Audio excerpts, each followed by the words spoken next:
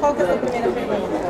Bom, a minha pergunta seria o que o senhor achou da exposição, se você achou ela bem representativa, como que tal o visual, a apresentação do professor Pavan aqui. Bom, a primeira coisa que eu tenho a dizer é que a Universidade de São Paulo, o ICB e as pessoas que organizaram estão realmente de parabéns. Eles conseguiram capturar o espírito da ideia, muito bem feito. Eu tenho certeza, quer dizer, apesar de ser meu pai, eu tenho certeza que é uma pessoa que vale a pena fazer essa homenagem e vale a pena fazer essa recordação. Porque a maior, talvez além dele ser ele, como cientista, ele teve uma importância enorme, mas como divulgador, como estimulador dos alunos, etc., maior ainda, talvez. Dentro do Brasil essa importância foi muito grande. E essa exposição, na verdade, ela tem essa função, tem esse papel, e é muito importante porque num momento como hoje, em que você não tem lideranças no país, você não tem exemplos, faltam exemplos,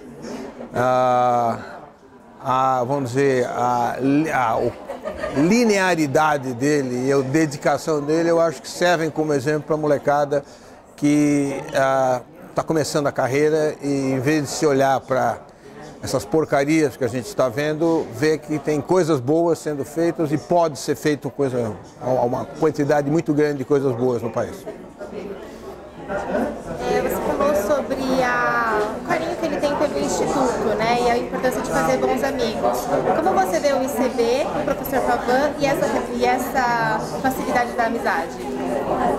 Eu vou dizer o seguinte para vocês. O que aconteceu foi o seguinte. Ele trabalhou durante 68, uns 40 e poucos anos dentro do Instituto de Biologia. E aí tiraram a sala dele. Ele ficou louco da vida. E para ele a coisa mais importante que existia era o espaço dele, era o poder comunicar, falar com os alunos.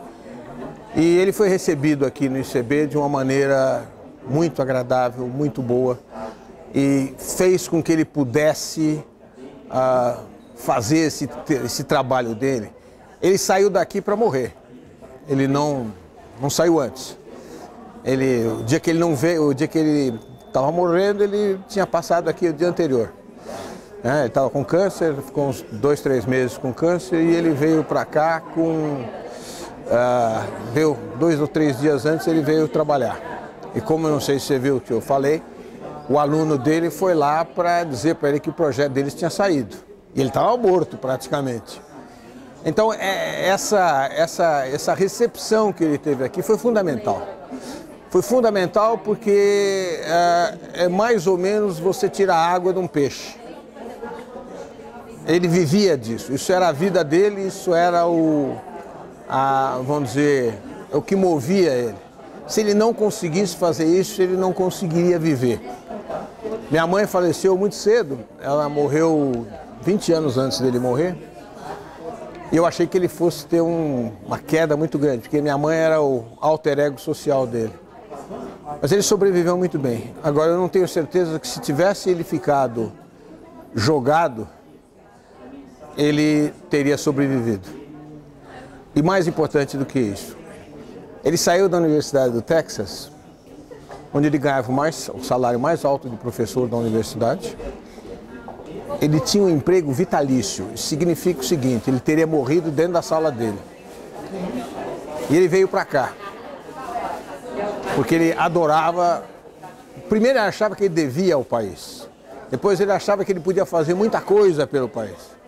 E o ICB foi fundamental nessa fase da vida dele, que permitiu que ele sobrevivesse, que ele tivesse esse final de vida de uma maneira muito agradável e produtiva, mais do que isso.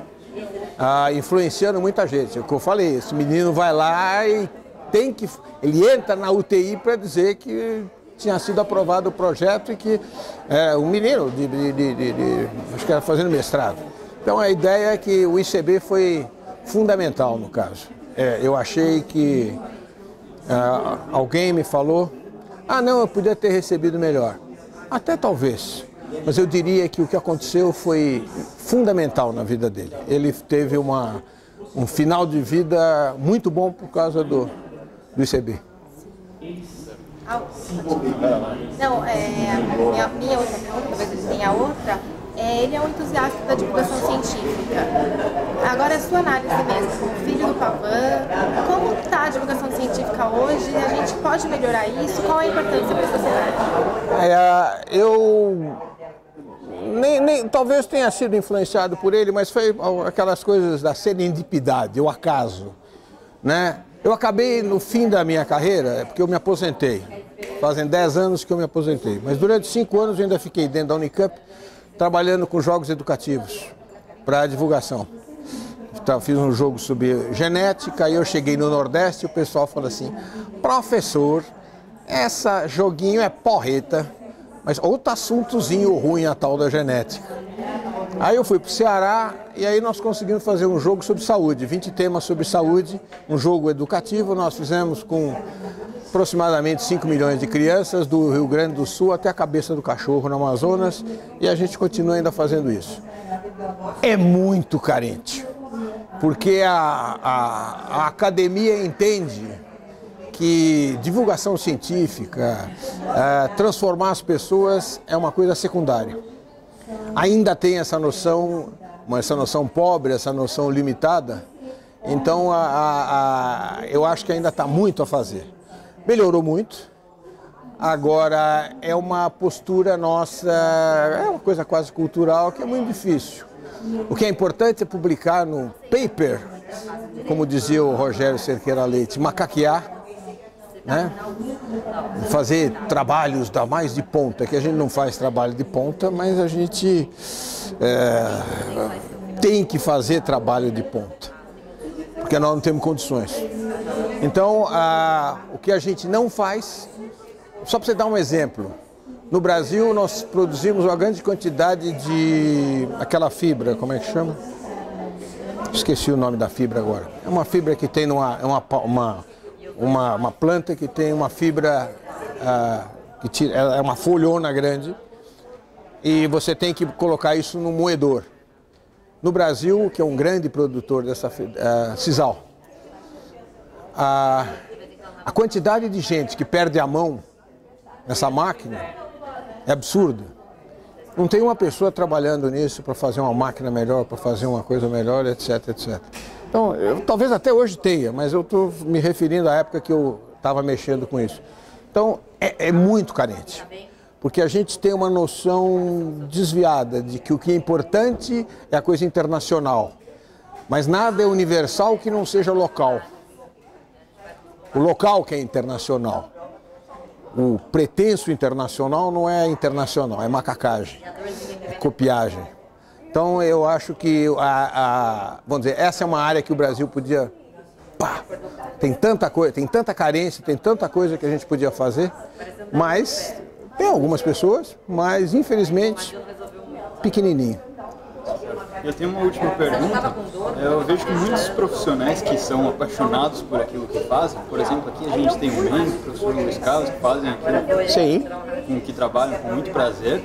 E até onde eu sei, o professor Pavan também era assim, vivia assim, apaixonado por... Não, ele não era apaixonado, ele era doente.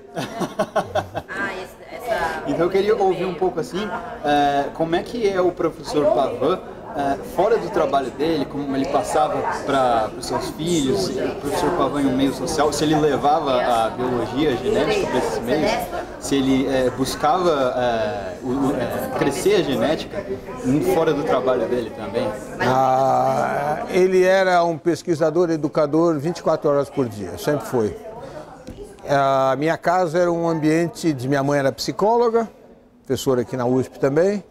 Minha casa, meu almoço, meu jantar era um lugar de discussão, não era um lugar de conversa. Minha mulher ficava doida. Isso aqui não é conversa, aqui é discussão. Ele ia viajar conosco aos 80 e poucos anos. Ele ficava catando plantinha para ver que bactérias ele ia encontrar naquelas plantinhas. E ele era mais do que apaixonado pela coisa, era a vida dele. Como eu falei, se você tirasse isso dele, você tirava 90% da personalidade da pessoa. Então é isso que fez dele a importância que ele teve para internacional. Ele não ganhou o prêmio Nobel porque ele era brasileiro, né? O trabalho dele, na verdade, está relacionado com expressão gênica, que é câncer. Ele trabalhou com isso em 55, isso foi descoberto, entre aspas, em 1970, e hoje é assunto de primeira linha. Então, essa é uma parte que ele fez, mas o resto dele ele trabalhou na Constituinte, do projeto de Ciência e Tecnologia, ele não parava, ele só fazia isso, ele não fazia outra coisa. Inclusive a gente, provavelmente, os 3 filhos dele foram experimentos científicos. Bom, tá certo então. Tá bom? Muito obrigado. Até logo, obrigado. Pegar o nosso microfone.